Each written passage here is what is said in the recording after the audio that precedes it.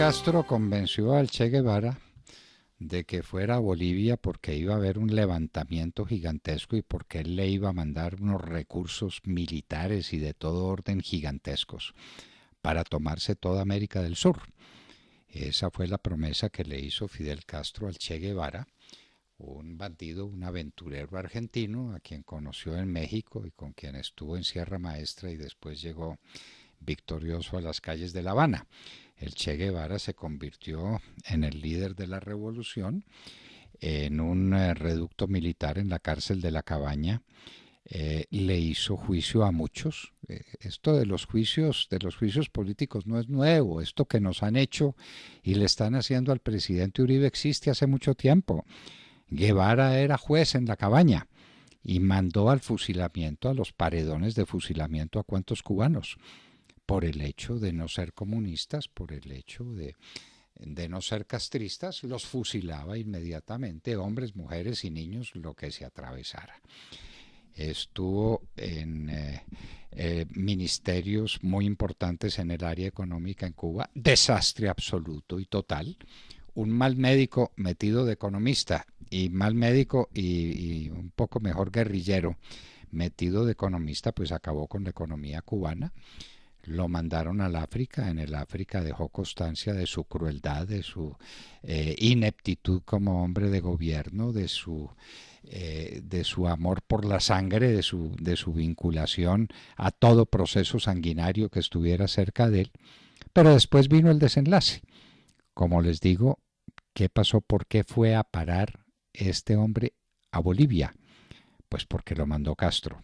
Y lo mandó Castro dándole una orden terminante, ¿no? Haciéndole una promesa enorme. Bolivia iba a ser el epicentro de una revolución que incendiaría todo el continente. Este hombre que era argentino dijo, pues yo me tomo Bolivia, y los argentinos responden revolucionándose también, porque hay mucho peronista en la Argentina, y yo llego triunfante a Buenos Aires y me tomo el continente. Y se fue para Bolivia.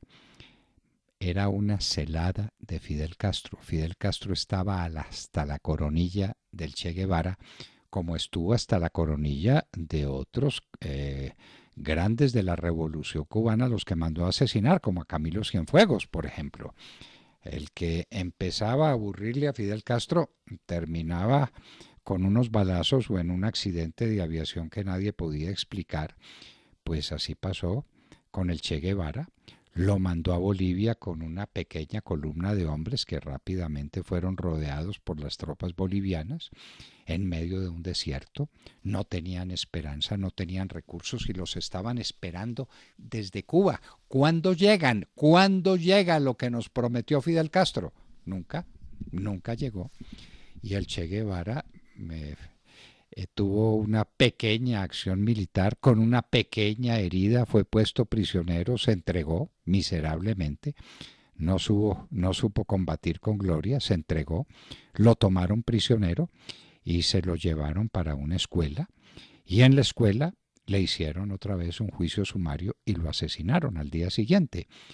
Esto de la prisión fue el 8 de octubre de 1967 y el asesinato el 9.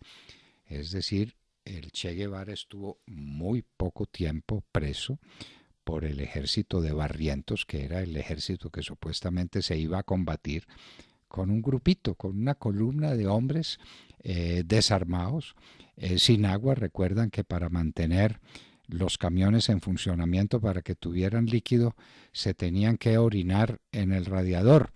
Y esas eran las condiciones en las que combatía entre comillas el Che Guevara en Bolivia. Un asesinato más de Castro que desde luego exaltó a las alturas al Che. ¡Qué héroe tuvimos! Fue víctima del ejército de un país mandado por una dictadura. El Che Guevara, y todo el mundo habla del Che Guevara, de un bandido de quinta categoría, de un aventurero que terminó por ofuscar y por aburrir a Fidel Castro, quien lo mandó matar.